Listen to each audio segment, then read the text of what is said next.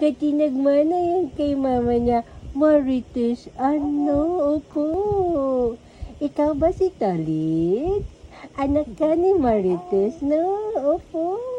Ay, sis. Ayun naman ang bebe namin, Vic, na Tolit. Opo, ay, sis. Abugi ba yan? Ano? Abik-bik pa yung bebe namin yan? Opo. Yeah? Opo. Punta ikaw doon sa malayo. Ang pasyal man yan doon sa malayo ba?